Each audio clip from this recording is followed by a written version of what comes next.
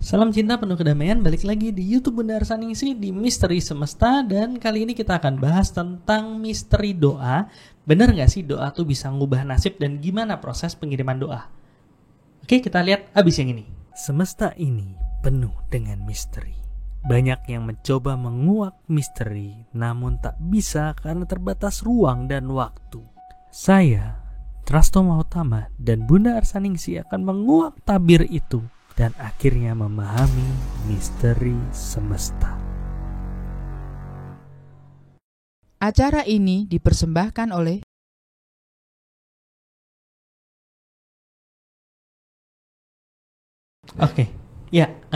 Kita udah di sini dan kita ngomongin tentang misteri doa. Tapi sebelum itu saya pengen ngucapin terima kasih ke Bapak Ibu semua yang udah ngelakuin proses donasi, karena hari ini podcast tentu bukan disponsori ya, didukung oleh Yayasan Cahaya Cinta Kasih. Karena dengan proses Yayasan Cahaya Cinta Kasih ini kita bisa sharing kayak gini Bunda. Kalau misalnya tanpa bantuan dari Yayasan Cahaya Cinta Kasih ya mungkin bisa cuma 1-2 episode ya. Nah, jadi untuk semua yang sudah berdonasi, terima kasih banyak. Dan donasinya nggak cuman untuk podcast aja, untuk meditasi online juga ada, untuk soul action. Dan sebelum mulai nih, ini kan Misteri Semesta 3 sebenarnya ya, yang ngomongin tentang doa. Misteri Semesta yang ngomongin misteri doa yang ketiga. Mohon maaf ya kalau agak belibet ya. Ya, jadi kita mungkin ini lanjutan dari misteri doa sebelumnya. Yang pertama kita udah ngomongin tentang gimana sih proses doa, karena ada beberapa orang yang lihat loh kok doa tuh seakan-akan kita merintah Tuhan. Nah itu kita bahas di Misteri Semesta 1. Sudah. Misteri Semesta 2 ngomongin tentang gimana sih kok ada doa yang dikabulkan, ada yang enggak gitu.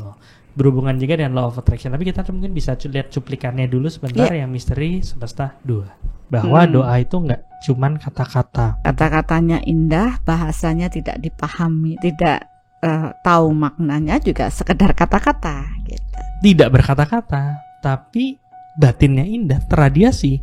Itu malah jadi nyata. Maka ya untuk bisa berkomunikasi dengan Tuhan, yaitu dengan kita paham dengan proses energi atau daya batin. Ini dia bilang, Bunda berarti lebih baik berserah ya daripada berdoa. Hanya selaraskan apa yang menjadi keinginan, kebutuhan ini dengan pikiran kita. Butuhnya sehat, pikirannya sakit. Butuhnya jodoh, pikirannya takut. Tapi walaupun seperti itu, tetap aja ada satu misteri. Kenapa doanya si A ini terkabul? Kenapa doanya si B ini enggak? Oke, jadi itu cuplikannya. Mungkin untuk teman-teman yang belum nonton, benar-benar kita sarankan untuk nonton dari episode dari yang 1 dulu, yang kedua, yang ketiga, supaya lengkap. Tapi bukan berarti kalau saya ini baru nonton yang ketiga nih nggak bisa ngikutin, nggak juga ya. Bisa tonton masih yang ini bisa dulu. Tapi kalau mau bagus ya ikuti tahapannya, karena masing-masing kan punya knowledge yang tentunya tidak sama ya ada prosesnya. Dan mungkin beberapa teman bilang, saya pengen gimana sih caranya proses pengenalan jati diri segala macam yang lebih terarah, lebih memang ya Bunda udah share banyak banget nih di YouTube Bunda Arsaningsih, di Instagram juga. Instagram quote-quote-nya Bunda tiap hari tuh makjelep gitu ya. Ada yang sampai bilang waduh sampai nangis gitu ya. Saya nggak tahu dijewer apa gimana. Dan untuk ngomong tentang itu, kayak tadi saya bilang, kalau misalnya saya pengen gimana sih langkah-langkahnya untuk bisa mengenal jati diri lebih baik, sangat disarankan untuk ikut langkah awal mengenal jati diri. Karena bahasan di situ akan lebih fokus lagi dalam proses gimana mengenal jati diri gitu. Karena kan itu nggak cuma teori doang ya, ada proses pengukurannya segala macam, bahkan ada lanjutan di 4 aspek dan lain sebagainya. Iya, banyak orang yang bertanya pada saya, gimana ya caranya mengolah rasa dan bagaimana membersihkan batin. Nah, kalau kita tidak tahu knowledge awal ya, dasar dari proses kehidupan kita sendiri, kita tidak mengenal diri kita, maka kita akan sulit ya mendapat jawaban dari pertanyaan-pertanyaan tersebut. Oleh karena itu memang alangkah baiknya apabila Bapak Ibu mengikuti langkah awal mengenal jati diri sebagai dasar pemahaman pertama untuk mengenal diri kita lebih dalam lagi, terutama dalam proses untuk bertumbuh ya ke proses spiritual ini. Jadi spiritual bukan yang paranormal ya, kita tidak mengarahkan ke sana, tapi bagaimana kita dapat menjadi pribadi yang lebih rendah hati untuk proses melangkahkan ya proses perjalanan kita mengarah pada kekuatan Tuhan. Karena di langkah awal mengenal jati diri nanti akan terukur nih kesombongan ya. Jadi seberapa niat untuk bertumbuh, dan masing-masing itu di tahapan jiwa apa gitu ya. Jadi istilahnya, sudahkah kita memang harus memahami jati diri kita sehingga kita bisa lebih mengenal Tuhan. Dan yang penting juga prosesnya itu kan penghematan waktu ya, karena Bunda udah lalu lalang udah berkelana mengenal jati diri udah 30 tahun lebih, nyasar sana nyasar sini, ke jebak sana ke jebak sini, dan semua itu Bunda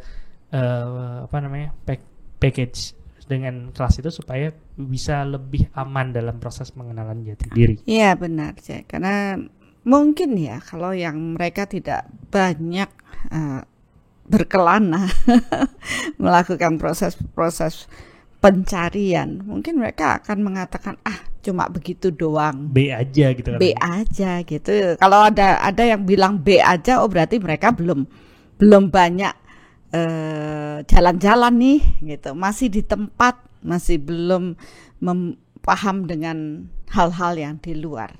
Tapi bagi mereka yang sudah jebur sana ya, sudah naik ke situ turun sini, ada jalan-jalan ya, naik gunung turun gunung ya, sudah dari satu perguruan ke perguruan yang lain, baru akan merasa wow ya, ini memang sesuatu yang kita butuhkan. Jadi setiap orang itu kan unik ya, karena mempunyai perjalanan jiwa yang berbeda-beda, Dr. Astu. Iya, dan tapi nggak usah nunggu nyasar dulu, karena ya teman-teman yang udah banyak kebingungan, sedikit demi sedikit hilang kebingungannya. Ya kalau misalnya ada teman yang belum bingung ya nggak masalah, tapi malah menghemat waktu banyak ya. Iya betul, dan saya rasa ya tetap sesuai dengan hukum law of attraction yang sudah kita bahas, hukum kesejenisan ya, sejenis menarik sejenis. Tentu dengan proses kita berbagi misteri semesta atau sebelumnya karma reinkarnasi yang mengedukasi, membagikan knowledge berhubungan dengan bagaimana sih menata, mengolah rasa untuk mengarah pada kekuatan Tuhan. Saya yakin dan percaya Bapak Ibu yang sudah nungguin podcast ini adalah mereka-mereka yang sejenis dengan apa yang kita bagikan, dan beruntunglah bahwa kita dipertemukan untuk bersama-sama bertumbuh ya, untuk mengenal diri kita, dan akhirnya kita akan menyadari bahwa Tuhan sangat mencintai diri kita. Ya, karena kita ngomongin Tuhan sangat mencintai diri kita, kita ngomongin doa yang katanya adalah cara komunikasi kita sama Tuhan. Setuju ya? Setuju. Karena ya Soul percaya komunikasi sama Tuhan itu harusnya dua arah. Ya, nggak bisa cuma kita aja ya, maksudnya dari Tuhan aja, minta-minta dan segalanya. Jadi itu ya benar, ini mengungkap misteri kita, misteri doa ini. Sama kayak gitu ini semua, buset. Ini belum apa-apa, energinya udah berubah ya, tapi ya sudah, kita harus semangat nih. Oke, ya. Nah sekarang kita masuk nih tentang proses doa. Doa adalah proses komunikasi antara Tuhan dan ciptaannya. Salah satunya, walaupun di episode, saya lupa, di episode kemarin atau sebelumnya itu Bunda sempat ngomong bahwa sebenarnya tanpa kita melantunkan doa, radiasi kita itu sudah merupakan proses komunikasi. Komunikasi ya, betul. Ya, tapi kalau yang mungkin ada yang bilang komunikasi formal, informal gitu ya. Yang informalnya adalah proses radiasi kita, tapi formalnya ya proses doa. Dan doa dipercaya bisa mengubah banyak hal. Misalnya ada satu hal yang yang buruk yang akan terjadi. Berdoa, Tuhan biarlah semua dilancarkan. Gue langsung karpet merah kebuka gitu. Yang itu berubah langsung jadi lancar semua. Ada yang bilang seperti itu. Ada orang bilang kalau jalannya masih berat itu karena kurang doa. Kurang doa. Nah, ada yang bilang seperti itu. Ada juga yang bilang kalau mau jalan ke suatu tempat atau mau melakukan sesuatu hal yang besar, sibuk pergi ke A, B, C orang-orang yang dianggap memiliki power yang besar untuk mendoakan supaya nasibnya berubah, takdirnya berubah. Nah, kalau kemarin kita udah ngomong gimana doa mengubah nasib diri sendiri dengan proses law of attraction segala macam, sekarang bisa nggak sih dengan doa itu kita mengubah nasib orang lain? Nah itu banyak banget yang, misalnya saya ngelihat satu proses ya, misalnya gini. Ini banyak kalau teman-teman yang banyak main sosmed, tiba-tiba ada orang ngepost, mohon doa ya, papaku lagi sakit gitu, dikasih foto papanya, tolong doain ya gitu. Itu ada. Bahkan ada yang bilang gini, giveaway dong, tapi balasannya doain saya ya, doanya seperti ini. Itu ada yang kayak gitu. Ada kayaknya ya. Orangnya ada nggak ya di sini? Nggak, itu kan ada yang seperti itu. Nah, itu apakah itu beneran ada perubahan atau cuman sekedar rasa nyaman karena setidaknya di kolom komentarnya ada banyak yang bilang, ya semoga cepat sembuh ya, semoga jadi lebih baik ya, semoga ini. Apakah cuma rasa nyaman di situ aja atau memang benar-benar ada perubahan? Iya. Oke. Kita akan pertanyaan Dr. Asto ini benar-benar menjebak nih. Kalau kita tidak aware ya, benar berkesadaran itu, bisa-bisa kita ngikut aja. Oh iya memang begitu, karena itu yang diyakini banyak orang. Ya, tapi ya kalau kita mau tetap pada pakem melihat kenyataan atau kebenaran di alam ini, ya saya jawab tidak semuanya akan berlaku demikian. Tidak semuanya. Tidak semua, walaupun berarti ada yang ya dan ada yang tidak. Ya. Oke, kita bicarakan dulu masalah yang paling umum. Ini kan yang biasa diyakini banyak orang. Walaupun itu belum tentu suatu kebenaran, gitu. Beda tipis antara kebenaran sama pembenaran. Iya benar. Sekarang itu kan lebih banyak pembenaran aja. Begitu diajak kepada sesuatu yang merupakan suatu kebenaran, karena dia sudah terdoktrin dengan pembenaran, ya bisa-bisa kebenaran ini tidak terlihat, gitu. Jadinya ya menyeleweng semua, gitu. Ya karena tafsirnya jadi berbeda semua, gitu. Nah, kita melihat dari sudut energi yang memang menjadi suatu kebenaran di alam ini. Nah, pada saat banyak orang mendoakan itu seperti tadi yang Dr. Asto bilang, saya doain dong papa saya sakit, ya. Tentu akan ada, begitu dimasukkan ke sosmed, ya banyak reaksi orang melihat. Ada yang mengatakan melihat aja udah ikut sedih, mungkin karena empat ya. Dia merasakan radiasi sedih dari yang minta doa. Dia sudah sedih dan melihat foto itu, radiasi sedih itu sudah terradiasi untuk foto tersebut. Jadi ngelihat sesuatu, yang ngepost ngerasa sedih.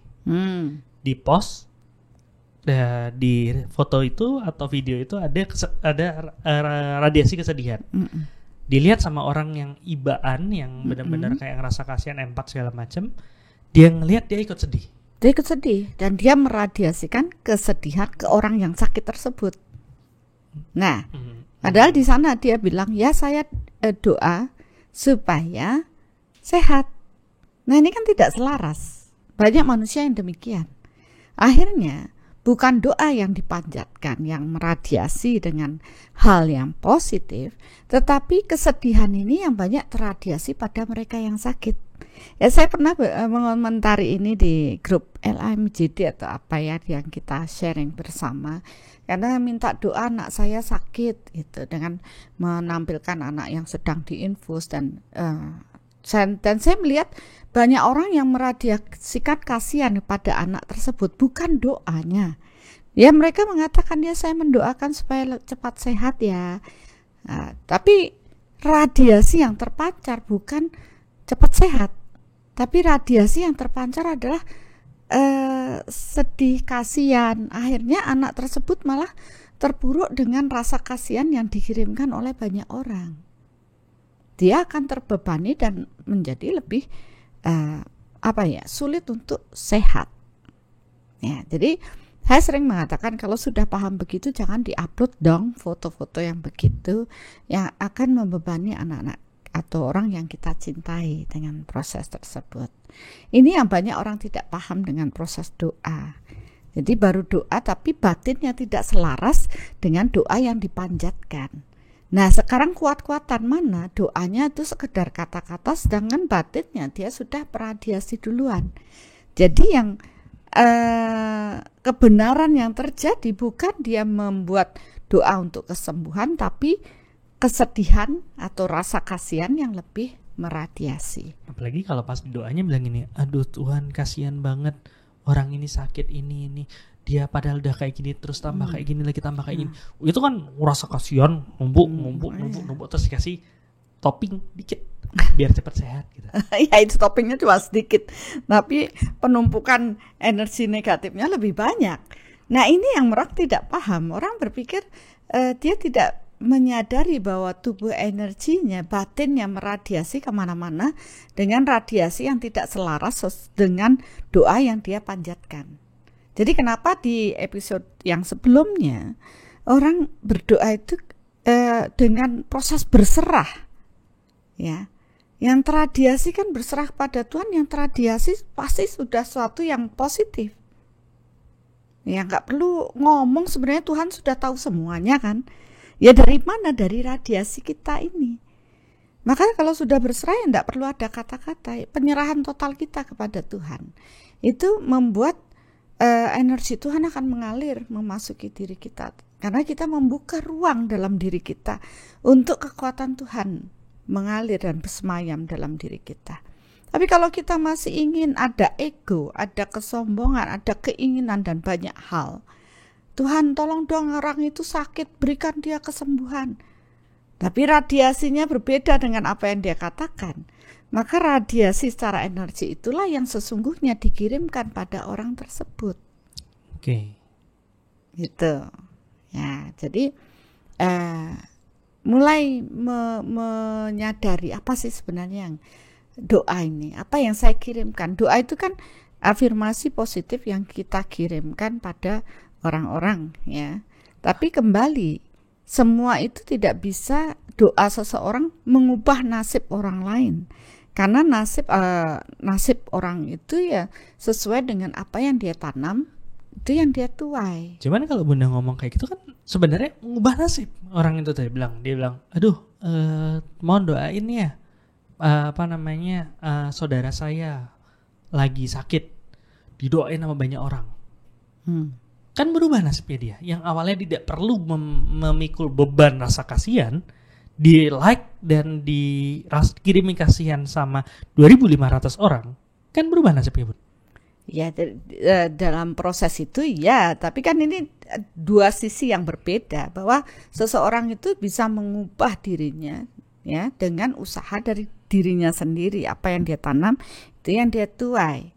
Nah begitu ada orang lain, satu orang tidak bisa mengubah nasib seseorang hanya dari doa yang dia kirimkan ya, karena ya dia harus mempertanggungjawabkan apa yang dia sampaikan, apa yang dia lakukan kan dengan hukum tabur tuai tadi. Nah disinilah banyak orang yang berpikir kita berbela rasa dengan banyak doa yang kita panjatkan. Tapi ya memang itu hal yang bagus, positif kan. Tadi saya bilang bisa ya, bisa tidak. Adalah hal yang positif ketika orang ini sudah belajar dan bertumbuh. Ya mereka selaras antara pikiran dan batinnya. Jadi kalau mau mikirin sehat ya radiasinya harus sehat gitu. Tidak seperti yang tadi kasihan tapi kata-katanya doa supaya dia sehat. Tapi radiasinya kasihan, itu tidak selaras dan tidak powerful untuk membantu orang lain, bahkan akan membebani orang tersebut lebih terpuruk dan lebih sakit karena rasa cemas yang dikirimkan banyak orang. Ya, jadi memang kalau dalam kondisi begitu jangan mengirimkan foto ya ke medsos ya dengan kondisi yang terpuruk ya, karena akan menimbulkan reaksi yang seperti itu ya. Kenapa saya bisa mengatakan ini? Karena saya berkali-kali masuk rumah sakit ya. Saya merasakan, dan kebetulan saya sangat peka dengan proses energi. Kemudian ketika teman-teman saya tahu saya sakit, saya terpuruk, saya malah merasa berat untuk proses healing diri saya secara energi, bersihkan energi saya itu kok berat banget, kok rasanya saya semakin terpuruk. Akhirnya setelah dengan pengukuran dengan soul meter, saya menyadari bahwa ini banyak sekali tumpukan psikis negatif dari luar yang membuat prana yang harusnya masuk ke dalam tubuh saya dapat meregenerasi sel menjadi tersumbat oleh psikis yang dikirimkan oleh banyak orang. Dan mulai itu saya mulai menyadari, dan saya bilang tolong ya tarik-tarik kecemasannya, sehingga seseorang dapat melakukan proses healing itu. Tidak ada lagi yang menyumbat secara psikis dari luar. Nah, oleh karena sudah paham, saya pun mulai mengajarkan atau mulai memberitahu ya, yang mereka dalam kondisi apapun jangan dulu mengupload ke medsos, karena berdampak bukan hal yang positif walaupun mereka mengatakan doa. Oke. Itu satu sisi ya Dokter Rakso ya. Sekarang pertanyaan yang pernyataan yang tadi, bukan pertanyaan, yang pernyataan yang tadi. Banyak orang akhirnya pergi ke orang-orang yang dituakan sebagai tim pendoa ya, ke orang yang disucikan untuk minta doa supaya apa yang dijalankan itu bisa dilancarkan. Kan banyak yang prosesnya seperti itu. Bahkan untuk suatu upacara besar pun meminta tokoh yang disucikan ini untuk mendoakan ya, suatu ritual. Sedangkan yang punya niatan malah diam saja, tidak melakukan apa-apa. Nah, di sini juga terjadi pemahaman bahwa orang lain ya, dia membantu mengirimkan doa untuk seseorang yang dalam kondisi ya membutuhkan ya dukungan secara energi ini. Tapi kalau power orang tersebut rendah, ya tidak mampu menghadirkan kekuatan Tuhan yang cukup besar dalam proses ini, dan tidak selaras ya, tidak tersucikan secara batiniah itu, maka ya itu hanya sekedar kata-kata, tidak mengubah gitu. Bahkan ya dari proses saya belajar pun saya mengamati, saya pernah menemukan orang yang sangat baik ya, sampai dikatakan bahwa doa apapun yang beliau doakan dapat terkabulkan ya, karena mempunyai power yang cukup besar. Itu zaman dulu itu ada yang demikian, mampu mewujudkan. Tapi kembali ternyata di balik itu semua, mewujudkan itu secara cepat, orang mengatakan dia mendapat mukjizat dari orang suci tersebut. Ya, sesuatu yang didoakan kemudian mewujud. Wah, dapat mukjizat ini.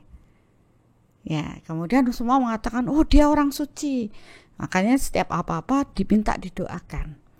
Padahal yang terjadi di balik itu semua, mukjizat yang datang itu terlihat sebagai mukjizat secara berfisik, karena sesungguhnya itu adalah tabungan dari mereka yang bermasalah tadi, dan dengan kekuatan orang yang doa orang tersebut itu menjadi lebih cepat diterima, sehingga ada perubahan.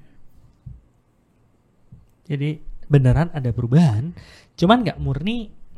Tidak murni dari doa orang itu, karena harus ada andil dari mereka punya tabungan yang mencukupi untuk membuat itu terjadi lebih cepat, yang kita sebut sebagai mukjizat. Oke. Jadi ya mukjizat itu nggak benar-benar perubahan nasib tiba-tiba tanpa mengikuti ilmu bukan Hukum ilmu ya, alam. hukum alam bukan ya. Bukan. Tapi dia mengikuti kaidah-kaidahnya, Iya. tapi berjalan dengan cepat. lebih Dengan cepat. cepat itu karena ada power yang Kuat. mengikuti. Iya. Oke. Saya nggak tahu sih ini agak menarik nih, kayak ini kan ada yang bilang nih, saya pakai doa online gitu dia bilang. Saya omset naik karena saya yang mendoakan ini saya barter dengan berkat uang gitu. Jadi doain saya dong gitu. Tapi orang yang doain ini saya kasih deh giveaway, kasih uang segala macam sih. Dan ternyata proses itu bertumbuh dan omsetnya dia naik. Sebenarnya yang banyak ubah itu doanya orang-orang itu apa emang karena dia berdermanya? Ya, karena dia berderma, Bukan karena doa orang lain. Karena Oke. hukumnya apapun di alam ini, kaidah dari hukum energi ini berlaku. Dan dia kan berderma mengeluarkan. Ya, maka dia menerima. Walaupun tidak didoakan oleh orang lain pun, dengan memberi dia akan menerima. Ini yang banyak dilupakan oleh orang. Mereka berpikir nggak perlu action lah. Hanya proses doa saja, ya. Berjapa saja, menyebut nama Tuhan saja. Tapi di balik ini semua, hukum yang diciptakan Tuhan itu tidak demikian.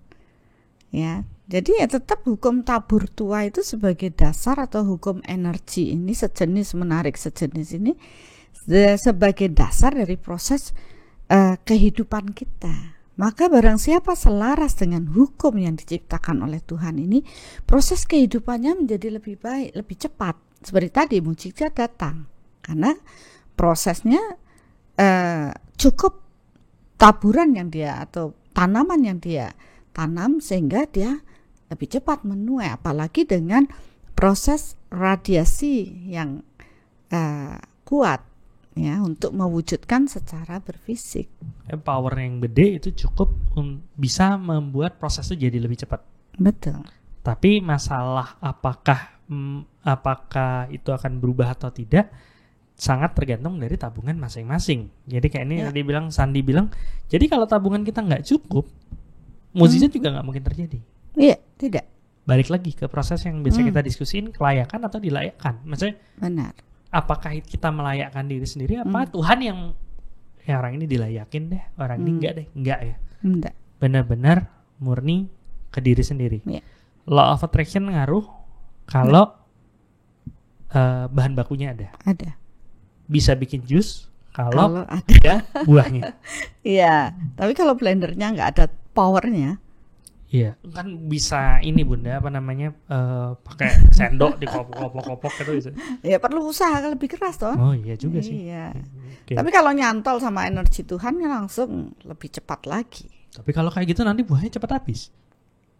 Ya, nanam lagi buahnya. Jadi pupuk apa ya? Oh, salah ya? Oke, kita nggak ngomongin itu. Oke.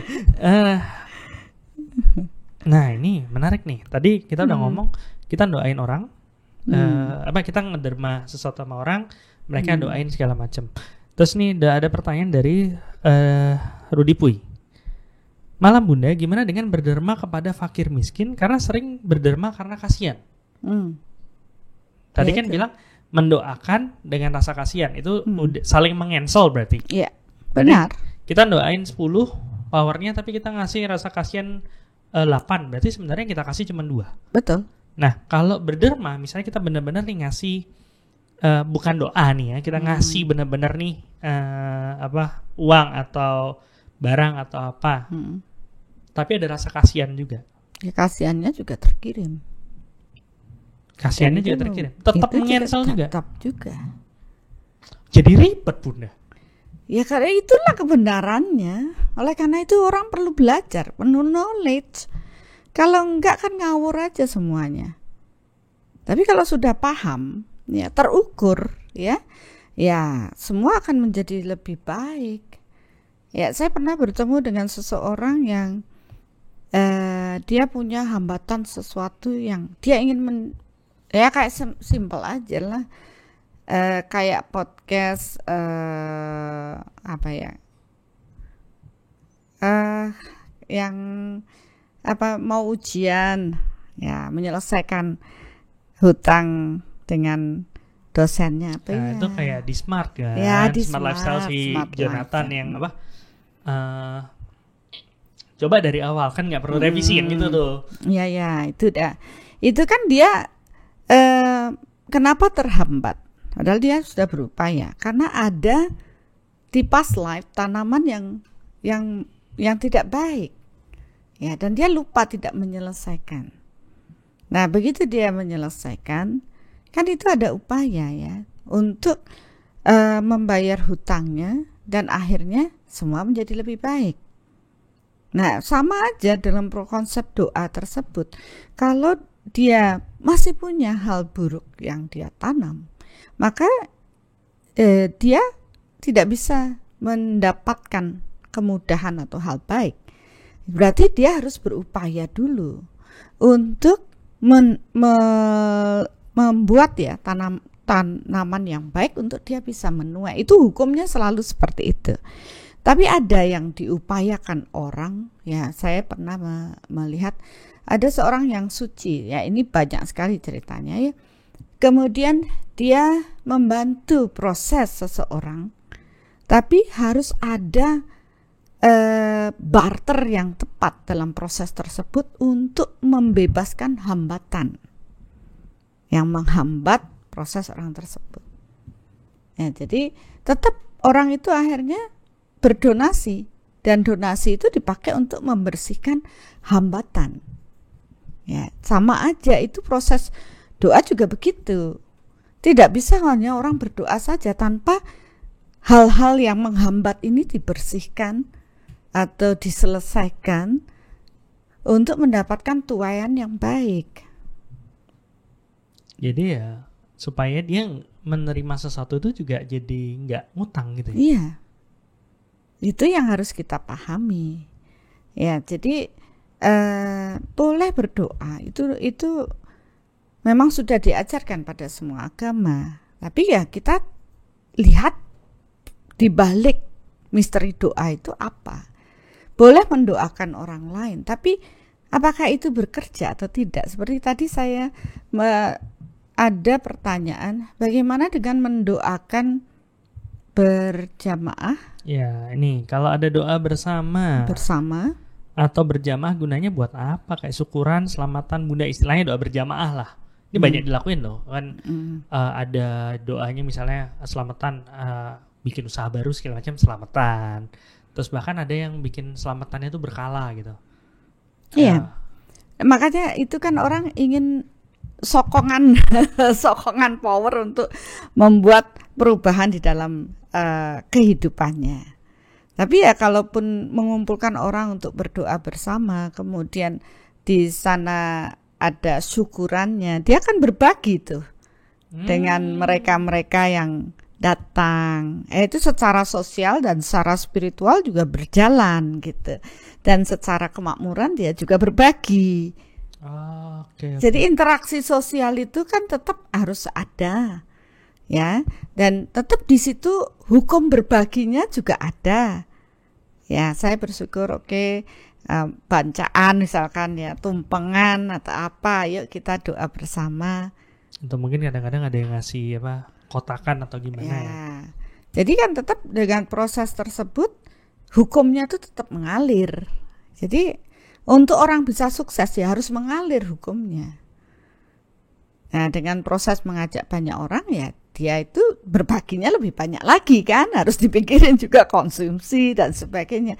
Itu tidak terlihat, tapi itulah yang ternyata membuat seseorang mengalir secara energi. Ada yang bilang nih, berarti inti selamatan itu berbaginya ya Bun, bukan ucapannya. Ya kalau ucapannya, ya kalau kita ketemu orang yang selaras yang tadi ya bisa punya power yang cukup besar. Bagus. Dia membantu, tetapi membantunya itu bukan membuat suatu perubahan pada dirinya simsalabim terus langsung berubah, tetapi harus ada peran dari orang tersebut untuk layak menerima mujizat mujizat itu lebih cepat gitu loh. Mukjizat itu kan sesuatu proses menuai lebih cepat dari menggesek ya TM kita dari apa yang kita tanam. Kalau kita nggak punya tanamannya, ya nggak ada proses gesekan lebih cepatnya. Gitu. Oke. Nah ini Dokter Rudi ngasih pertanyaan tuh yang ajaib-ajaib ya. Tapi menarik gitu. Bunda, jadi berarti upacara perkawinan yang mengundang lebih banyak orang bisa membantu lebih banyak doa restu untuk pengantinnya. Tapi kalau kayak gitu susah zaman pandemi kayak gini. Ya doanya untuk pengantin ya, kalau saya lihat sih semua orang sih akan mendoakan oh ya biar sebagai langgang sampai kakek nenek gitu ya. Tapi tidak semua kan, itu hanya kata-kata. Paling dilihat dari semuanya berapa sih yang tulus berdoa, mendoakan dengan power yang besar yang membantu proses tersebut gitu. Tapi kan lebih ya daripada tidak lah nanti saya salah dibilang oh kalau gitu nggak usah berdoa saja gitu. Bukan, tetap itu sesuatu yang memang sudah diajarkan untuk orang itu berupaya untuk mendisiplinkan diri dulu. Ini yang berfisik ya, tubuh fisik itu perlu duduk hening berdoa, itu tubuh fisik. Tapi kan kita sudah belajar nih bahwa kita tidak hanya tubuh yang berfisik, lahir dan batinnya. Batinnya ini yang belum tertata, harus selaras antara lahir dan batin. Nah untuk proses doa itu ya demikian. Nah kalau sekarang ucapan kalau perkawinan lebih banyak orang ya itu kan berbagi dengan proses ininya memang jadinya lebih banyak. Ya kan? Ya, tapi kalau misalnya yang datang semua mikirnya gini, jelek. Ampun kayak gini aja ini. Iya, namanya malah lebih jelek.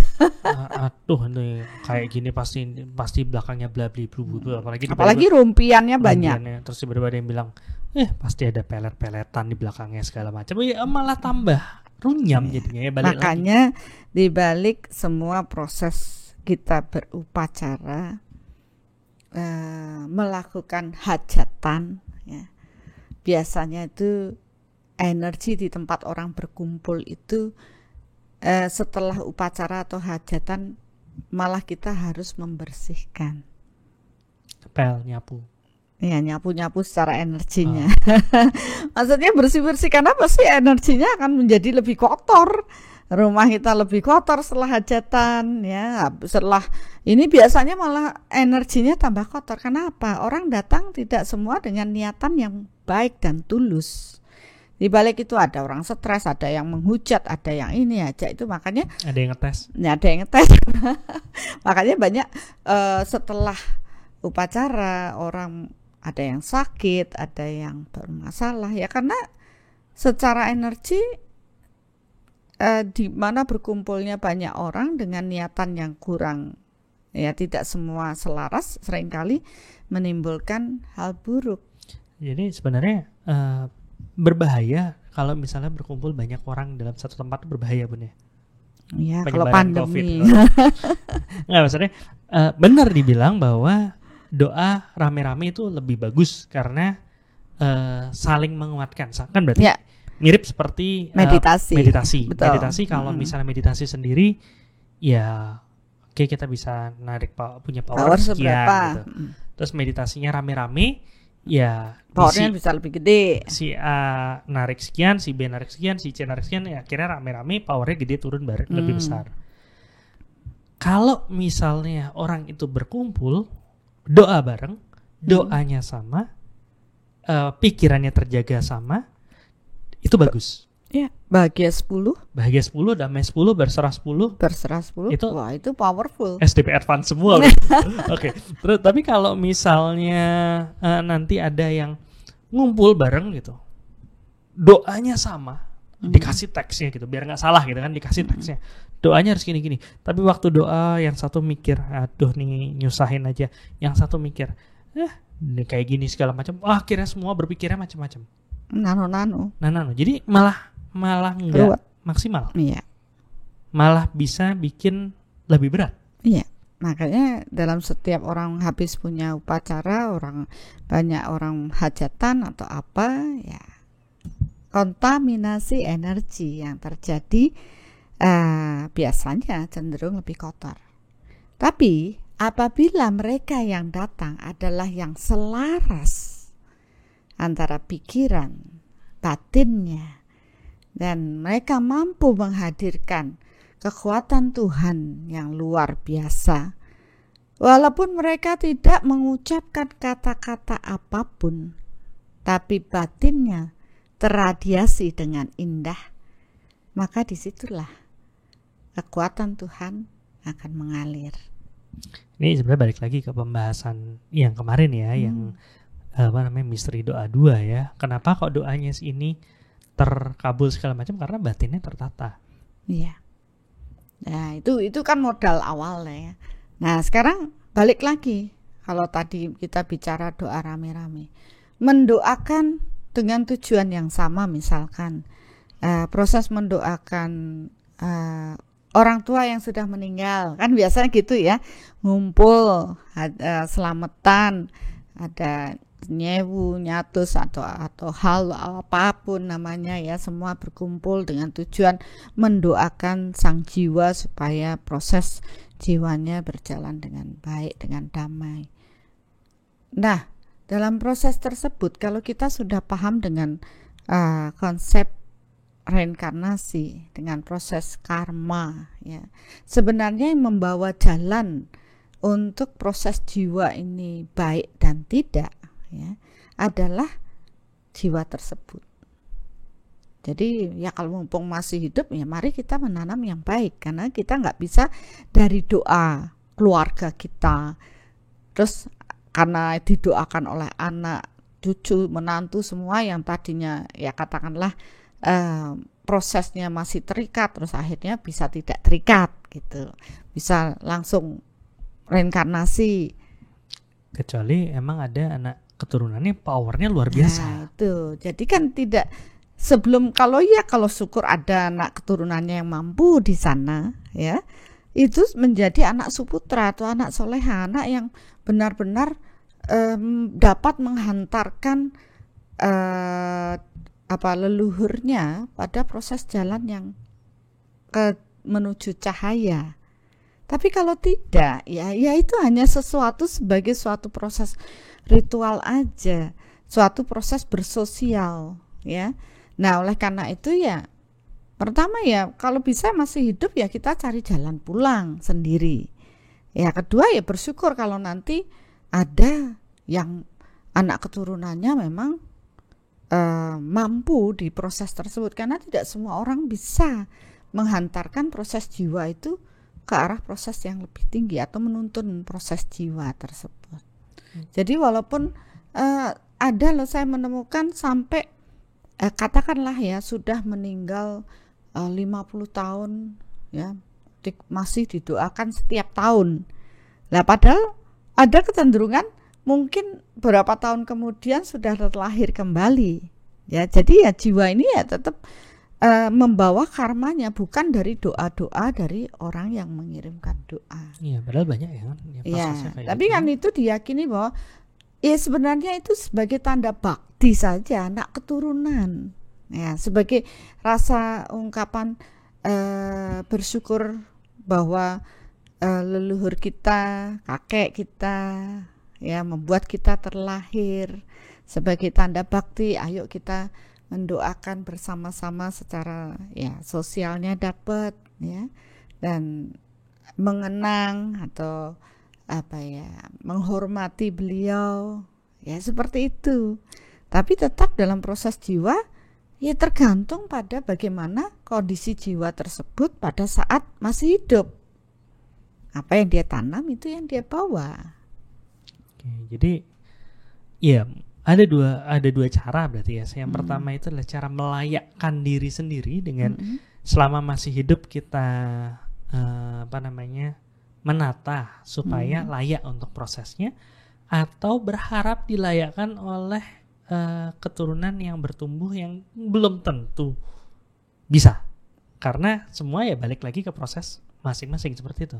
Iya, karena ada pemahaman apabila kelak dari anak keturunan ini yang menjadi orang suci, dia bisa membantu leluhurnya tersucikan gitu. Kan ada juga yang demikian.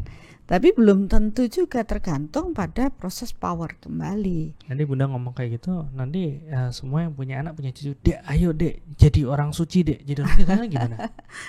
Ya itu, sampai ada yang takut nggak punya anak, nanti nggak ada yang mendoakan mereka. Padahal ya nggak perlu doa anak keturunan kita untuk kita melanjutkan proses jiwa kita. Ya, tergantung dari apa yang kita bawa.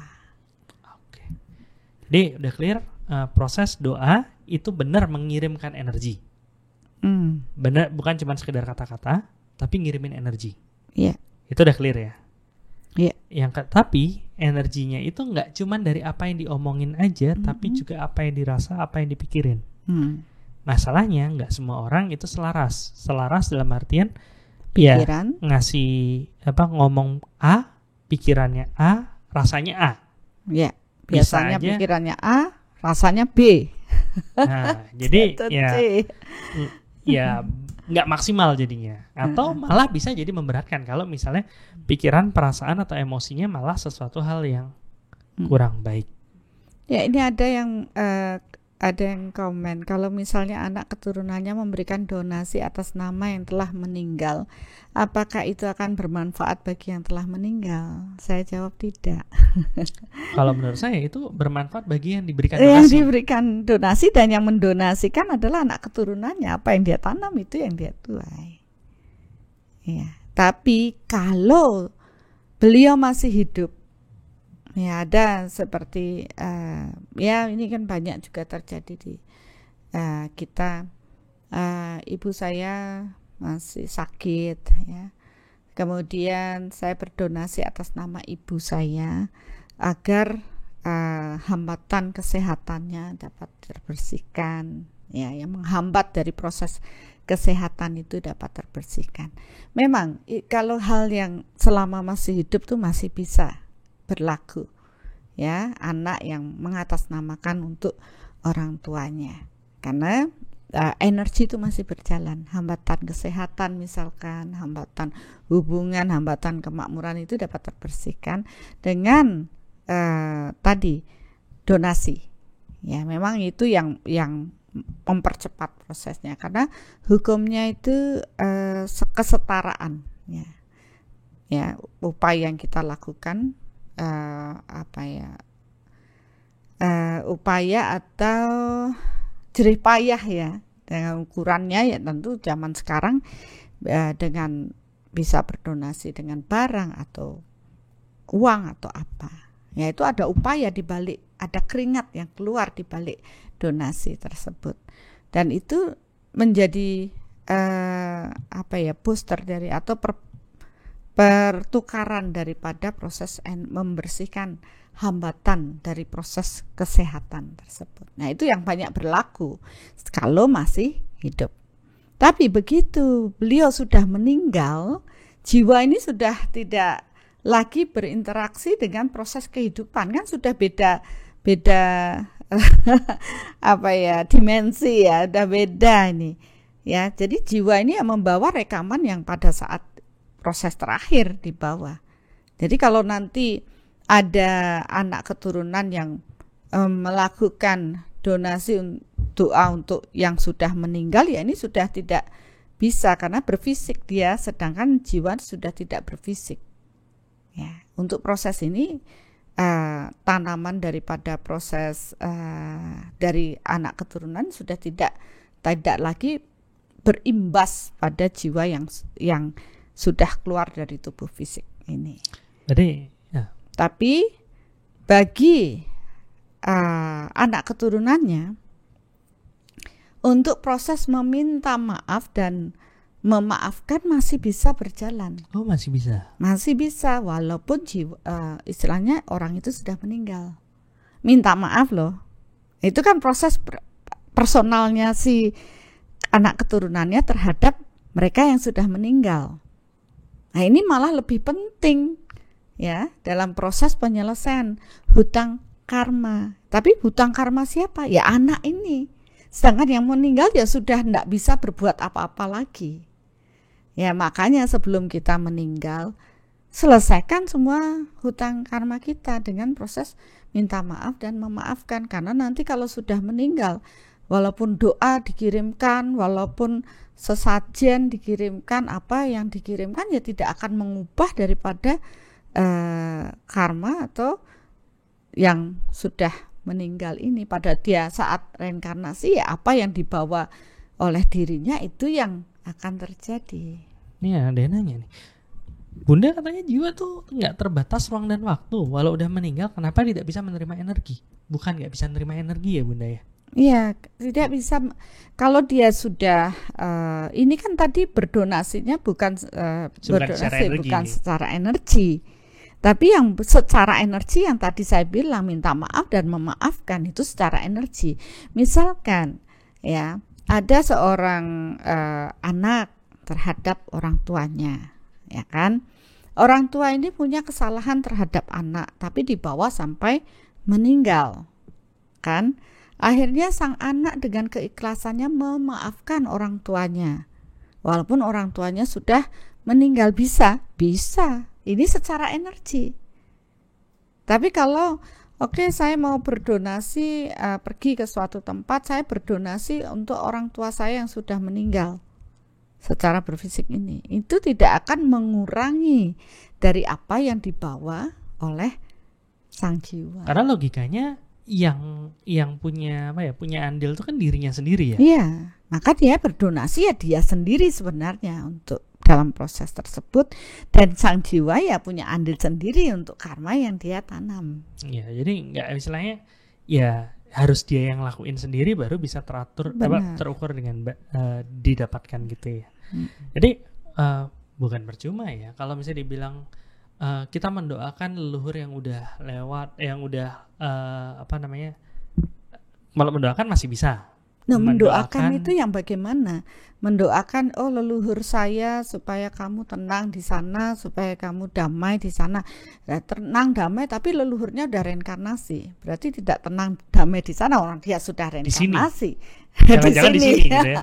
Nah, sedangkan kalau yang menurut saya itu sangat diperlukan adalah kepada orang yang sudah meninggal, selesaikan hutang karena dengan Tuhan, saya memaafkan leluhur saya atas apa yang mereka lakukan terhadap kita, kan, sehingga kita tidak membawa lagi dalam kehidupan yang akan datang. Memaafkan dan meminta maaf itu secara energi, tidak ada batas ruang dan waktu. Ini ada pertanyaan menarik. Apakah perlu berdoa untuk leluhur Bunda untuk mohon agar leluhur berbahagia di alam sana? Udah kejawab tadi kan? Dan dimaafkan segala kesalahannya. Ya, tidak bisa, kesalahannya leluhurnya ya dibawa sampai kelahiran berikutnya. Dan kesalahan itu kan berarti sistemnya personal ya. Personal. Saya salah sama Bunda ya saya harus minta maaf ke Bunda. Iya. Nggak bisa saya salah sama Bunda udah gitu Deva atau siapapun misalnya ini nanya Wayan Zoe yang minta maafin dong saya yang salah sama Bunda, nggak bisa. Nggak bisa. Harus personal ya. Makanya selesaikan, Pak, mumpung kita hidup ini ya, luangkan waktu untuk menyelesaikan dengan proses ini, sehingga nanti pada waktu kita kembali pulang ini tidak lagi terbebani dengan hutang-hutang karma yang menumpuk. Ya, makanya di proses-proses pada setiap upacara kematian itu keluarga itu minta maaf kepada banyak orang, maafkan keluarga saya, hutang semua kan itu tolong diselesaikan ya, supaya dengan tujuan yang meninggal itu tidak membawa ya beban tersebut. Dari wakil keluarga memintakan maaf, tetapi secara energi ya tetap dibawa itu walaupun keluarga sudah memintakan maaf. Kecuali si orang yang di situ mendengar keluarganya bilang tolong dimaafkan, dia secara batin bilang oke, Tuhan, saya tahu dia punya hutang segala macam, saya saya maafkan, atau saya tahu saya ada salah saya. Itu bisa karena dia personalnya dia berinteraksi dengan sang yang jiwa yang sudah meninggal ini, ya dia melakukan sendiri gitu ya, personal jadinya. Jadi nggak bisa terwakilkan oleh keluarga, kan menyatakan saya minta maaf untuk jiwa yang sudah meninggal. Nah, kebetulan di situ ada yang tadinya dendam, marah, dia menyelesaikan, oh ya saya memaafkan. Ya itu bisa berjalan. Tapi kalau yang dari keluarga memintakan maaf, ya tetap itu nanti karmanya akan dibawa masing-masing. Kalau pada saat begitu sudah meninggal masih membawa dendam. Pertanyaan menarik dari Puri Girij. Loh, bukannya donasi itu sebelumnya menjadi bentuk fisik, kan awalnya dari niat yang bentuknya non fisik. Jadi kalau didonasiin kan sebenarnya ada niat juga. Ya, niat dibalik donasi kan itu sudah pernah kita bahas ya, terutama di kelas kemakmuran itu jauh lebih dalam lagi dilihat latar belakang dari proses donasi. Maka dari proses donasi itu juga harus selaras pada saat meniatkan dan berdonasinya. Ya, dan ukurannya pun setara dengan pengorbanan yang dilakukan dengan orang yang berdonasi.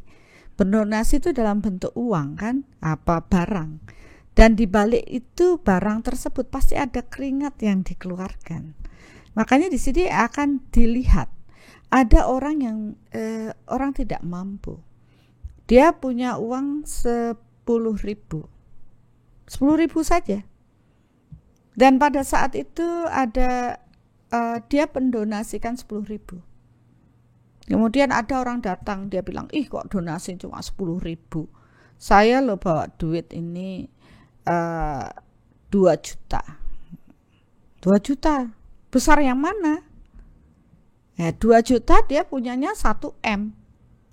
Tentu nilai proses pengorbanan yang dilakukan lebih besar yang berdonasi 10.000. Nah, di balik itu orang tidak paham. Ya, dia hanya berdonasi hanya seberapa sih? Tidak, Pak. Pengorbanan yang dilakukan tidak sebanding ya dengan yang 10.000 tadi. Jadi niatan di balik itu semua juga harus kita pahami. Dan dengan soul meter akan terukur. Oh ya, dengan proses ini agar proses semua hutang saya dapat saya selesaikan, terukur berapa pengorbanan yang harus saya lakukan gitu. Nah, tapi nanti kalau kita ngomong kayak gitu dibilang doa kok hitung-hitungan gitu. Ya, itu kan bukan doa kan. Atau ngelakuin kan sesuatu kok hitung-hitungan. Ya, tapi kan di balik itu kan kalau mau detail loh, semua di balik niatan itu sudah terukur, baru niat aja terukur, tapi seberapa ikhlas ya, seberapa ikhlas niat kita dalam melakukan itu terukur loh, beda loh. Oke, saya baru niat saya mau berdonasi dah, baru niat. Tapi keikhlasan di sini pada saat berdonasi, aduh kok ngapain sih donasi ke sana? Harusnya kan enggak ke sana. Kalau saya ke situ pasti akan dilihat. Dan kalau ke sini enggak. Itu niatannya udah berbeda. Tidak ikhlas. Tapi seperti tadi yang 10.000 tapi dengan keikhlasan, ya sudah ini saya berbagi. Itu lebih terradiasi, lebih kuat. Balik lagi ke yang tadi Bunda yang kita omongin ya. Selarasnya itu ya. Selarasnya itu yang perlu dipelajari. Tapi kita ngomong kayak gini bukannya ya maksudnya kesannya tuh gampang banget gitu. Oh ya, yang penting kita ngelakuin sesuatu di dalam di otak selaras, di hati selaras. Prakteknya? Ya susah. Ya, itu perlu waktu. Perlu pemahaman. Ya, tetap orang akan berlatih. Toh proses di bumi ini kan, terlahir di bumi ini adalah proses untuk pendewasaan jiwa, untuk bertumbuhnya kesadaran manusia. Tentu semua diberikan oleh Tuhan, pilihan pada diri kita sendiri dengan semua ajaran yang telah diturunkan. Lah mau apa tidak tergantung pada kesadaran orang tersebut. Makanya masalah doa itu kan seperti yang pertama ya, jilid pertama itu ya hierarkinya benar. Nah, pertama ya secara berfisik harus kumpul dulu, yuk rame-rame, yuk berdoa, mari kita berdoa bersama. Tapi pada saat bersama itu ya ada yang pikirannya ke sana, pikirannya ke sini, ya masih oke daripada tidak sama sekali. Habis itu naik kelas lagi, oh doa itu tidak hanya sekedar kata-kata, ayo mulai dipahami. ya, dengan prosesnya. Saya nanti paham lagi, naik kelas lagi, sampai akhirnya proses berserah tadi. Kemarin yang kita bahas yang kedua, berserah totali. Itu radiasinya udah jelas. Orang yang berserah menyiapkan ruang di dalam dirinya untuk kekuatan Tuhan bersemayam. Nggak ada komplain lagi, nggak ada ngapa begini begitu, nggak ada lagi aduh kenapa saya harus mengeluarkan uang banyak. Nggak ada, sudah namanya sudah berserah, ya sudah, ya tidak terikat oleh apapun. Jangan-jangan begini, jangan-jangan begitu, tidak ada kecemasan, tidak ada ketakutan, sehingga yang terradiasi adalah ya hal-hal yang dimana kita benar-benar penuh dengan rasa syukur tadi. Jadi kalau misalnya kita udah terus meningkat gitu ya, dari kata-kata jadi secara tingkah laku, terus akhirnya kita sampai bisa benar-benar menata hati, benar-benar ikhlas berserah segala macam, ya mengalir aja, tapi mengalir ajanya itu tetap powerful dan sesuai apa yang emang kita butuhkan, itu bisa kejadian gitu ya Bun ya. Dan akhirnya mempengaruhi orang-orang sekitar kita juga. Ya pasti akan mempengaruhi, karena radiasi kita akan membantu proses lingkungan kita. Ya, jadi kalau kita memang sudah sampai di situ, ya otomatis radiasi itu kan akan menyentuh semua orang, semua makhluk. Jadi ada yang mengatakan, kenapa sih saya setiap sekarang begitu melihat semua orang, otomatis saya mengatakan biarlah semua orang, semua makhluk berbahagia. Atau biarlah kebaikan datang dari semua arah. Nah, kalau dia tidak paham, itu hanya kata-kata kan. Padahal untuk bisa meradiasikan semua orang, semua makhluk berbahagia, bahagia itu harus ada di dalam diri dulu, baru bisa menyentuh semua orang, semua makhluk yang terkena radiasi, imbas radiasi bahagia kita. Berarti mendoakan orang meninggal, berdonasi untuk yang sudah meninggal, sejatinya energi akan kembali kepada orang yang memberi tersebut ya Bun ya, untuk diri sendiri ya. Jadi yang berubah malah diri sendiri ya. Yeah. Bukan orang itu ya, bukan ke orang yang didonasiin itu ya, karena kita yang melakukan, tentu kita yang menerima. Oke, ada satu pertanyaan Bunda. Ini pertanyaan dari saya sendiri ya. Kan tadi Bunda bilang, kita balik lagi ke awal sedikit. Di awal itu kan kalau kita mendoakan itu sangat kita bisa mendoakan seseorang, tapi apa yang diterima sama orang itu tergantung dari tabungannya dia. Tergantung dari amalnya dia, tergantung dari ibadahnya dia.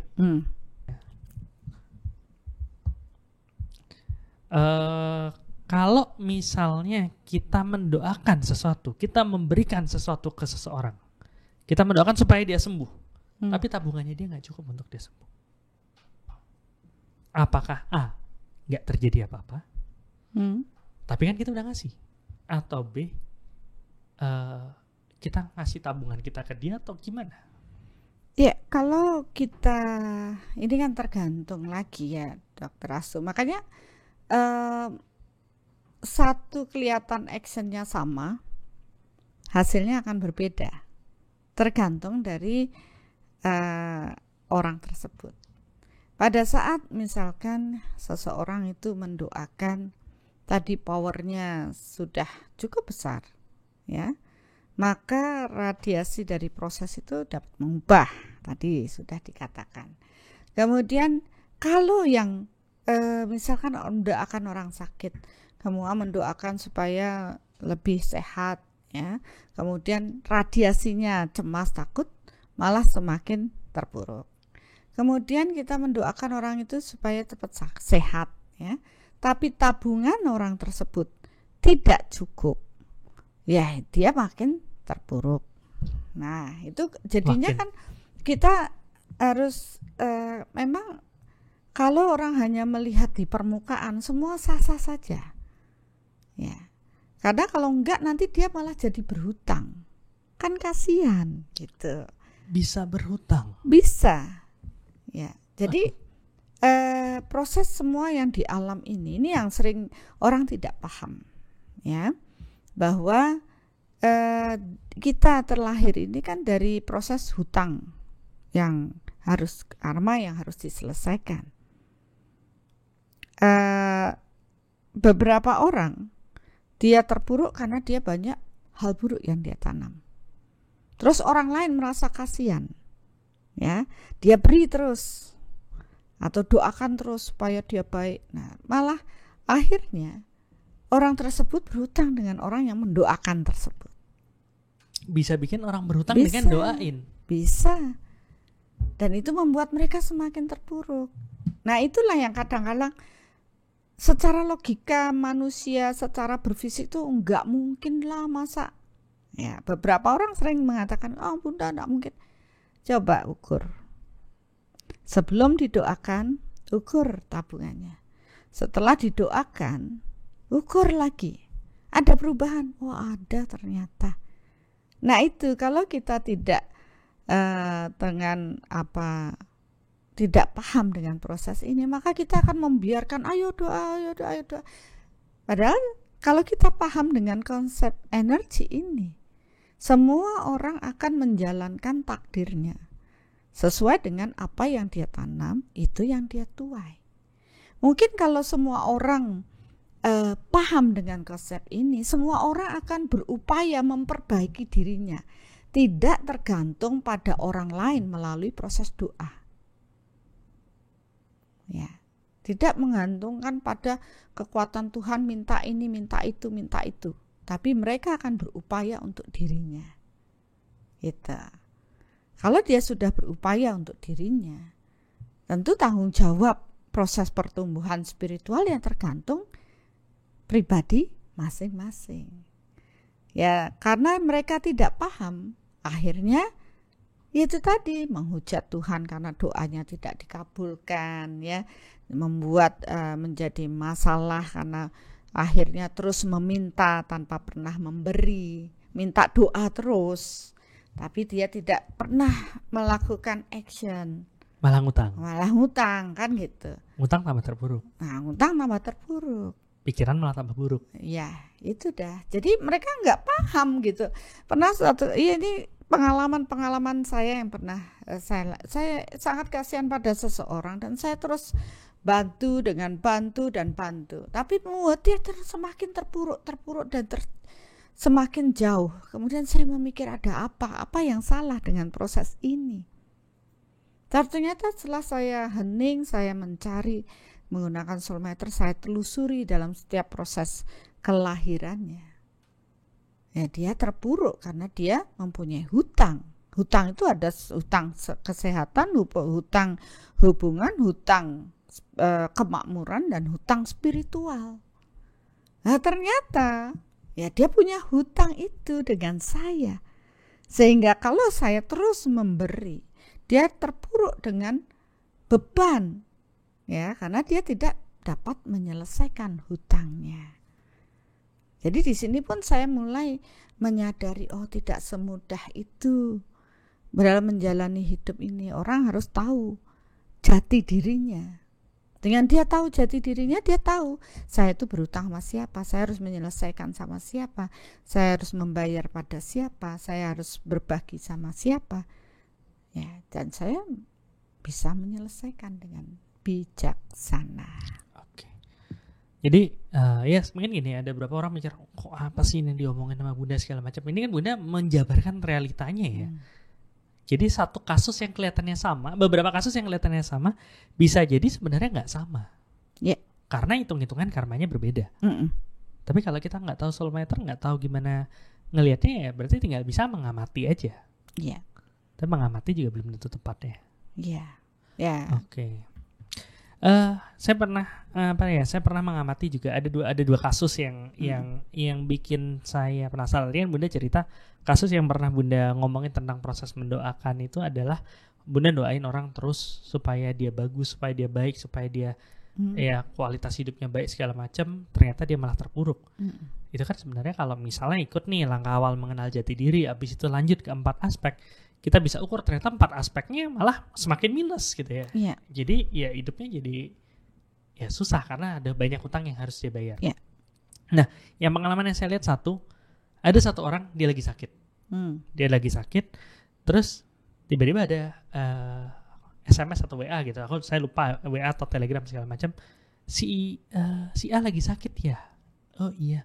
Yaudah deh kita doain rame-rame. Berapa orang itu doain. Biar sehat. Orangnya bukannya tambah sehat, malah tambah tepar sampai susah bangun waktu itu. Saya bingung, kok bisa kayak gitu? Itu satu. Yang satu lagi ini pengalaman ada gini.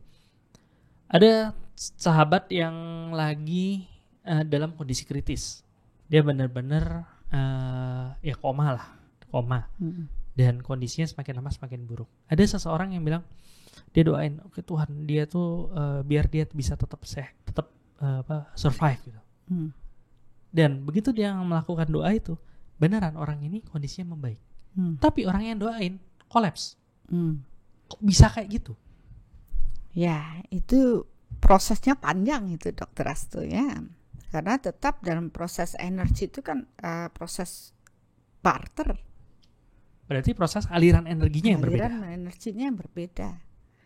Ya, jadi kalau dan personalnya orang berbeda-beda, punya hutang ndaknya ya berbeda-beda. Ya, jadi kita nggak bisa pukul itu sama rata. Tapi paling tidak dengan penjelasan saya, otak kita jadi mikir. Jadi mikir, oh ternyata kalau mau berdoa itu harus selaras antara pikiran, ya batin. Jangan maunya mendoakan hal yang baik di kata-kata, tapi batin yang ngirim yang buruk, ya membebani orang yang sedang terpuruk, ya. Terus belas kasihan kita sama orang yang akhirnya membuat hidup mereka semakin terpuruk. Ya, padahal kita paham bahwa kenapa mereka menderita. Ingat ya, hukum tabur tuai. Kenapa mereka menderita? Karena mereka dulu menanam dan mereka layak menuai. Nah, apa yang harus kita lakukan? Ya, ini di kitab itu dikatakan, kamu seakan-akan mempunyai belas kasih yang luar biasa. Ya, dengan kata-kata yang aduh kasihan dan sebagainya atas penderitaan orang lain. Tapi sesungguhnya kamu tidak bijaksana karena kamu tidak paham di balik penderitaan seseorang. Sejatinya dialah yang menabur hal tersebut dan saat ini dia menuai. Jadi di balik semuanya itu nggak ada yang tanpa sebab dan akibat, ya. Terus kita langsung kasihan dan semuanya. Disinilah kita harus mampu menelaah di balik ini semua apa sih, ya. Doa bisa kita berikan, ya tetap karena semua diarahkan belajar untuk berdoa, ya, terhubung dengan Tuhan dengan doa. Tapi kembali, seberapakah keselarasan batin dan pikiran kita dalam proses doa? Ya, dengan batin yang indah, sebenarnya kita sudah mendoakan hal yang positif pada banyak orang lingkungan kita. Ya, dengan proses tersebut, doa yang baik itu ya tidak memilih pada si A, si B, si C, membebaskan diri kita hanya sebagai saluran berkat Tuhan dan membiarkan energi ini berkesesuaian. Mereka seperti di soul reflection, ya. Ketika kita meradiasikan cinta Tuhan untuk kesehatan, biarlah orang-orang yang sakit tersembuhkan. Kita tidak bilang si A harus sembuh, harus sehat. Padahal dia tidak punya tabungan. Nggak ada harusnya. Nggak ada harusnya. Jadi ya tetap membiarkan karena sejatinya hukum alam ini yang bekerja. Jadi mereka yang punya tabungan kesehatan baik ya mereka cepat sehat gara-gara doa kita. Karena sebenarnya tabungan mereka mencukupi dan terjadilah proses percepatan karena bantuan doa. Istilahnya bukan doa ya, meradiasikan kalau kita.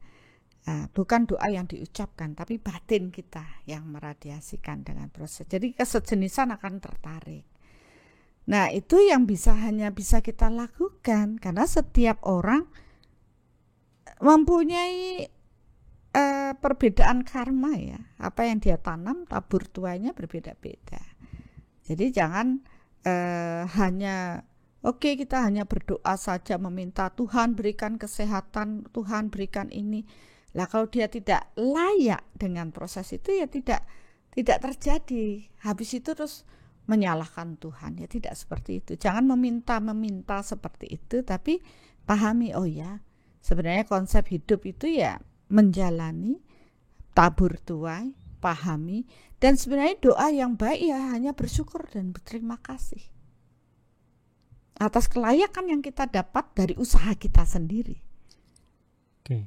Kalaupun ke orang lain berarti ya sesuai kita doain ya sudah biarlah sesuai dengan kelayakan masing-masing gitu ya. Jadi yang maksudnya gini, kita doain orang supaya sehat ya mungkin kita ngasih energi, tapi balik lagi bahan bakunya kita bangunin rumah, bahan bakunya dari dia sendiri. Jadi, hanya untuk mempercepat prosesnya. Mempercepat. Iya. Dan kalau misalnya kita bilang kita doain supaya semua orang sehat gitu. Itu akan berbeda dengan apapun yang terjadi supaya semua orang sehat atau biarlah si A dibayangin orangnya segala macam ini sehat, itu beda banget. Tadi energi saya nggak ngalir kan ya? Enggak sih. Oke, jadi ya dengan proses meniat ya, kalau ada yang bilang boleh nggak sih cuman ditambahin kata-kata biarlah sesuai dengan kelayakan Tuhan. Iya. Tapi kalau misalnya ditambahin kata-kata tapi batinnya ngebet, ya terlalu itu namanya berkeinginan ya, terlalu harus begini, harus begitu. Ya, itu juga namanya ego. Ya, karena kalau kita mau benar-benar terhubung dengan Tuhan ya sudah tidak ada ego dulu, baru kekuatan Tuhan bisa mengalir. Oke. Nih ada satu Bu dari satu yang kita nanti juga dari Bu Lia Siti Calia, panelis. Bunda, katanya doa yang akan terhubung hanya ada 3 sumber. 1,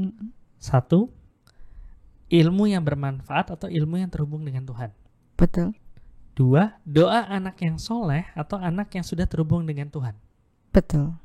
3, sedekah jariah atau sedekah yang dilakukan. Betul. Dan bahkan bisa jangka panjang atau gimana seperti itu ya. Iya benar sekali, itu merinding saya. Saya merinding juga. Berarti yang dibilang sama Desali sih namanya. Kalau ada orang mendirikan sesuatu yang bermanfaat sosial seperti rumah ibadah atau jembatan, kebaikannya itu bisa bertambah meski orang itu sudah meninggal. Ya tidak kalau sudah meninggal. Tapi kalau misalnya selama masih ada dan itu tetap digunakan untuk sesuatu yang baik, dia akan terus mendapat passive income dong. Iya. Baik, makanya, nah itu nanti di aspek kemakmuran ya itu akan dibagi. Tapi saya terima kasih Bu Lia Siti Calia, iya. panelis, bukan fans, panelis. Karena beliau ternyata sudah sangat luar biasa ya. Saya salam hormat buat Ibu yang bisa benar-benar paham, dan ya sebenarnya itu yang kita bagikan karena banyak orang tidak mampu menguak ya kedalaman dari proses berbagi atau doa ini. Dan ya memang anak yang soleha itu yang benar-benar dia selaras, hanya mereka yang bisa. Tapi untuk menjadi anak yang soleha yang benar-benar terhubung dengan Tuhan itu yang belum banyak ya. Nah, langkah baiknya kita sendiri berupaya mencapai proses tersebut ya. Jadi saya merinding banget ya. Ya bukan gimana ya, energi Tuhan itu mengalir sangat deras ketika tadi Dr. Asto membacakan apa yang Ibu sampaikan. Tapi sebenarnya itulah kebenarannya. Tapi orang yang tingkat pemahaman atau kesadaran spiritualnya tidak tinggi, maka mereka hanya melewati itu begitu saja, hanya membaca saja, tidak paham dengan makna yang terdalam. Itu bedanya dengan proses kesadaran yang lebih tinggi. Tidak cukup hanya membaca, tapi tahu, memahami lebih dalam. Ya, saya sangat bersyukur bertemu dengan Ibu, dan dengan ini Ibu melengkapi dari apa yang kita selalu bagikan, dan tidak hanya sekedar kata-kata tapi energinya sudah energi Tuhan langsung mengalir. Toh ini yang diajarkan Tuhan kan? Ya, melalui beliau sang jiwa luhur. Jadi kita paham ya, memangnya itu sudah diajarkan, tetapi banyak yang tidak paham karena mereka baru mengupas kulit luarnya saja, sedangkan kami ya mengupas di kedalaman. Ya, secara batin itulah yang harus kita lakukan. Iya, mungkin ada beberapa yang bilang, wah ini nggak mungkin kayak gitu. Iya, tahap demi tahap ya. Ya biar sekarang biar tahu aja dulu bahwa emang ada yang seperti itu. Tapi nanti kalau emang sudah nyampe ya pasti mikir, oh itu toh. Ya, kalau seperti yang saya bilang, mereka yang baru-baru, wah ini baru semangat ini tuh, ya mungkin, oh masa kayak gini sih podcastnya gitu. Tapi mereka yang sudah lalu lalang, udah jalan-jalan ke sana ke sini, udah naik turun gunung, baru ngerti, oh ini dalam banget gitu ya. Karena memang kita menguak misterinya kan, tidak yang di permukaan. Yang di permukaan semua orang udah tahu. Semua orang melihat duduk diam berdoa, tapi apakah batinnya berdoa? Istilahnya terhubung dengan kekuatan Tuhan? Belum tentu. Tapi ketika satu orang terhubung dengan kekuatan Tuhan, dia dapat mengubah semuanya. Yang mengubah siapa? Apakah orang itu? Tidak, Tuhan yang hadir melalui dirinya dan meradiasikan ya kekuatan Tuhan ini pada banyak orang. Ya, itulah yang proses yang harusnya kita mengarah ke proses tersebut. Ya, saya speechless dan rambut tangan berdiri semua. Ya, tidak hanya itu ya, energi Tuhan mengalir sangat deras malam hari ini. Ya mungkin kalau Bapak Ibu mengikuti dari misteri doa pertama, kedua, ketiga akan benar-benar haru ya. Saya pun merasakan keharuan dan saya sangat bersyukur, walaupun mungkin dari apa yang kita bicarakan beberapa orang mengatakan wah itu sesat ini begini, ya, tidak masalah karena pemahaman mereka baru di situ. Tapi kalau memang mau kebenaran yang diungkapkan ya inilah. Tapi tidak banyak orang itu bisa menerima kebenaran ya. Mereka lebih senang dengan pembenaran ya. Sekarang kan pilihan tergantung pada Bapak Ibu semuanya. Apapun itu kita tidak memaksakan, tapi di balik ini semua itulah yang sebenarnya terjadi. Jangan bergantung pada doa orang lain, tapi berupayalah dengan diri kita memperbaiki kualitas batin kita menjadi lebih baik hingga kita mampu menjadi saluran cahaya cinta dan energi Tuhan, dan tentunya mewujudkan doa-doa kita. Ya, doa secara batin ya ini kan tidak perlu dengan kata-kata yang spesifik ya. Tapi batin kita yang meradiasikan hal tersebut. Dan saya merasa bahwa hanya mereka yang berserah pada Tuhannya tanpa tidak akan membutuhkan kata-kata yang indah atau apapun, cukup hening dan rasa syukur itu akan benar-benar luar biasa. Iya, dan Bunda bilang emang baik kalau misalnya ada keturunan yang bisa terhubung dengan Tuhan, cuman ya kita sendiri mau menuju ke sana nggak gampang gitu. Dan kalau misalnya kita cuman mengharapkan keturunan kita seperti itu ya kayak gambling aja ya, untung-untungan banget gitu. Walaupun semua balik ke karma ya, cuman kan tetap aja kendalinya akan lebih kecil di kita. Tapi kalau misalnya kita yang secara sadar, secara kemauan kita sendiri mengenal diri lebih dalam segala macam, berkomunikasi dengan baik dengan sang sumber, ya tentu untuk bisa komunikasi yang baik ya kita harus kenalan dulu. Dan untuk bisa mengenal beliau kita harus mengenal diri sendiri dulu. Baru itu akan lebih besar kemungkinan berhasilnya daripada berharap cucu atau keturunan segala macam. Mau nunggu sampai kapan gitu? Ya mumpung kita masih hidup, jadi mengapa kita tidak berupaya untuk diri kita menanam lebih banyak kebaikan, ya, tidak hanya sibuk secara berfisik melakukan ritual dengan doa, tetapi batin kita tidak tenang, tidak damai, tidak bahagia, ya, tidak selaras antara pikiran dan batin kita.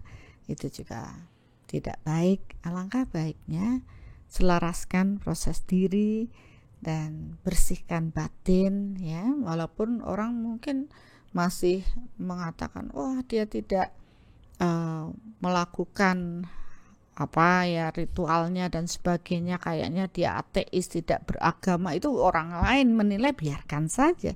Tapi kita menyadari kok bahwa proses keterhubungan kita dengan Tuhan itu bukan dengan proses ritualnya yang kelihatannya sudah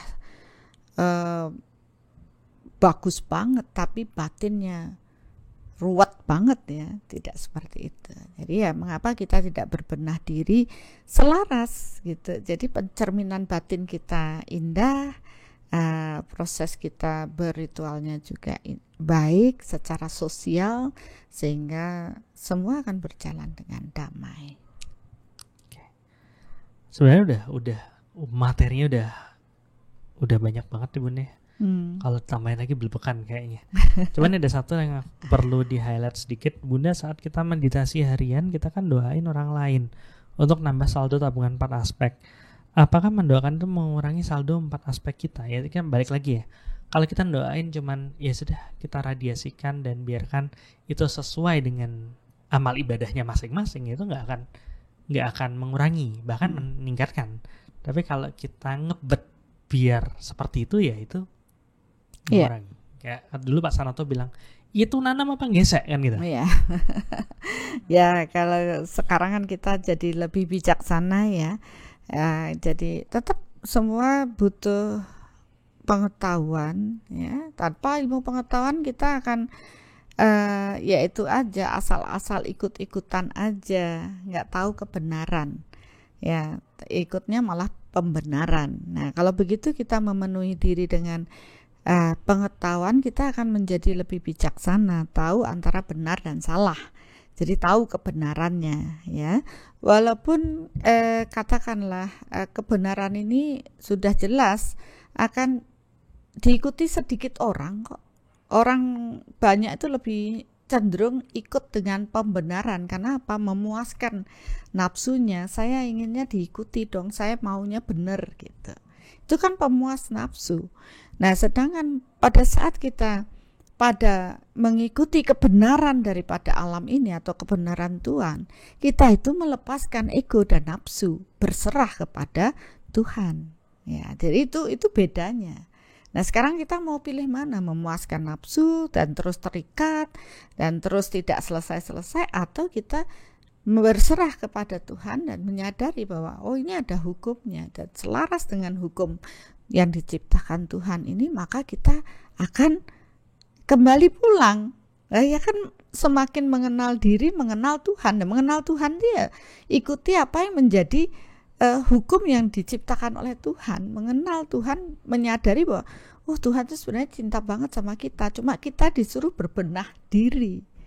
Begitu kita berserah, begitu kita tidak ada ego, nafsu, ya, iri, marah dan sebagainya, kita dalam kondisi bahagia 10 poin, ya, kita berserah 10 poin, damai 10 poin, ya, saat itulah kita menyatu dengan kekuatan Tuhan. Walaupun kita masih hidup, lah itu kan lebih baik, karena dengan proses itu kita pada waktu jiwa ini hendak pulang, kita sudah tahu jalan pulang. Jadi tinggal mengikuti cahaya Tuhan yang selama ini memenuhi diri kita.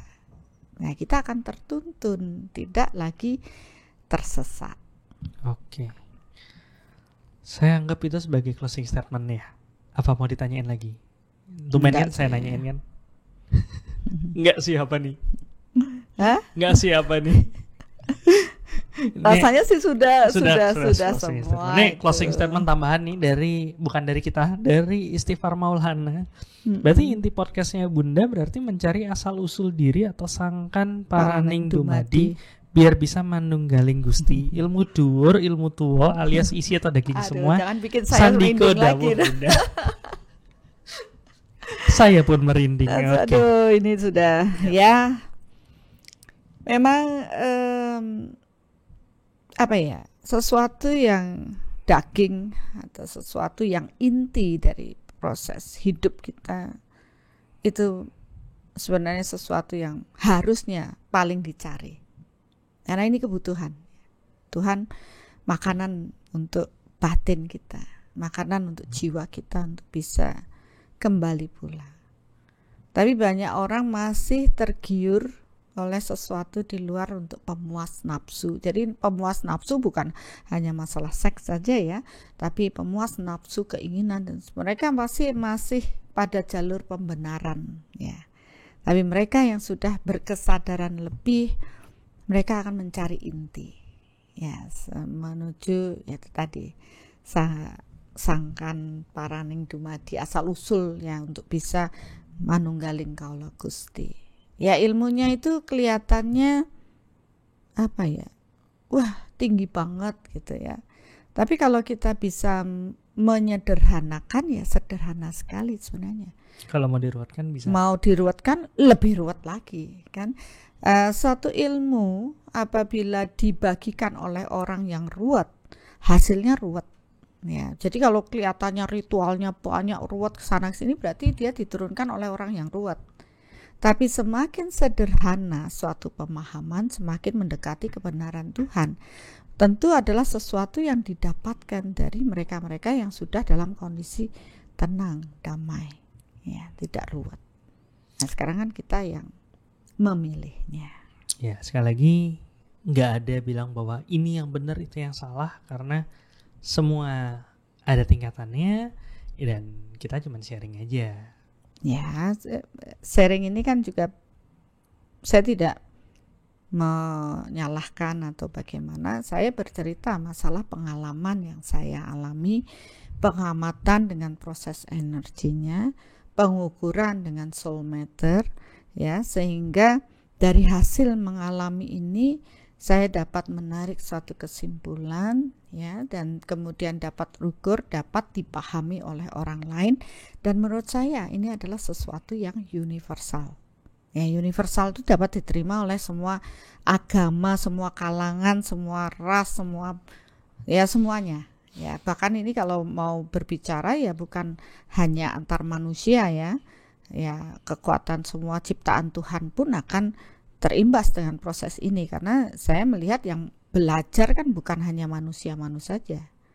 Mereka-mereka yang ciptaan Tuhan lain pun ikut belajar, ikut hadir dan belajar. Saya nggak kebaca lagi YouTube ya. Ya, seperti itu. Dan bersyukurlah kita ketika jalan Tuhan mempertemukan kita dengan pemahaman yang seperti ini. Ya, saya yakin sekali, seyakin-yakinnya mereka yang tertarik dengan YouTube saya, yang mereka adalah orang-orang yang sudah mencari pencarian yang cukup panjang untuk proses tadi, untuk menyatu dengan kekuatan Tuhan. Ada kerinduan, ya, ada oh iya saya butuh ini. Ya, mudah-mudahan kita dapat bertumbuh bersama, karena bagaimanapun juga saya juga selalu belajar dalam setiap podcast ini.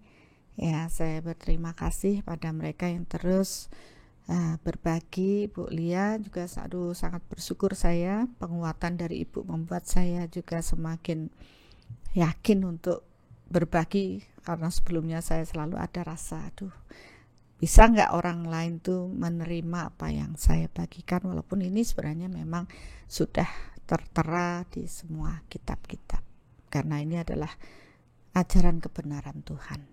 Iya. Dan terima kasih juga yang udah ikut sharing-sharingnya. Dari tadi banyak banget pertanyaan yang bikin diskusinya lebih seru ya Bunda ya. Iya. Haru ya. Rasanya ya gimana ya, rasanya saya pengen nangis. Rasanya Tuhan sangat bersyukur saya bisa sampai di sini ya, membuka wawasan banyak orang untuk memahami proses ini, walaupun saya harus berani tampil beda dibanding yang lain, tidak ikut-ikutan sana sini, tapi ya inilah apa adanya. Saya hanya berbagi dengan apa yang saya pahami, dan ya terutama terukur dengan soulmeter, dan saya yakin Bapak Ibu yang sudah tahu bisa soulmeter pasti akan mendapatkan pemahaman yang sama ya, dan bisa menerima proses ini sebagai suatu kebenaran yang bisa kita yakini. Ini semakin lama komen-komennya makin keren-keren, tapi kayaknya kita harus stop, Bunda. Iya, kalau enggak saya nanti bisa nangis Bombay di sini. Iya, itu deh. Oke, terima kasih banyak dah pokoknya. Ya oke lah. Ya, nggak perlu closing statement lagi, Bun. Oke. Ya. Nggak ada kata-kata lagi. Ya, saya coba deh. Ini sesuatu yang saya tulis minggu lalu sebenarnya, dan harapannya bisa dibacakan minggu lalu, tapi ya mundur seminggu. Tapi ya mudah-mudahan saya juga nggak tahu pembahasannya akan seperti ini. Mudah-mudahan cocok. Bisa dibantu, Deva? Tak kuasa ku menahan iba saat melihat celaka tiba. Tak terkabar datang tiba-tiba, ingin ku bantu sesama hamba. Kurasa aku bisa bantu dengan doa. Mohon bantu dari yang satu, mengubah hitungan yang sudah baku, akumulasi batin, tapa dan laku. Jika yang diterima itu apa yang layak, apa doaku bagai mengisi tempayan yang koyak? Atau apa yang layak baginya ternyata malah ku bajak? Ku sadar ku harus paham agar ku bisa bijak. Bisa saja langsung bertindak, tapi bila salah ku berpijak, maksud membantu malah menginjak. Karena doa bukan cuman kumpulan saja. Terima kasih semua, dan sampai ketemu di podcast berikutnya. Jangan lupa nanti di like, komen juga, share, siapa tahu ada sahabat atau apa yang pas dengan proses ini juga. Ya, mudah-mudahan dengan proses podcast ini mata batin kita dapat benar-benar terbuka, memahami kebenaran Tuhan yang luar biasa, tidak sekedar ikut-ikutan, tapi dapat dengan bijaksana memilah mana yang menjadi suatu kebenaran yang bisa kita yakini untuk bisa melanjutkan proses kehidupan kita ke arah yang lebih mendamaikan dan membuat kita selalu ikhlas dan bersyukur, dan tentunya berserah kepada Tuhan. Oke, ya pokoknya bersama kita sama-sama bertumbuh, dan mari bertumbuh bersama.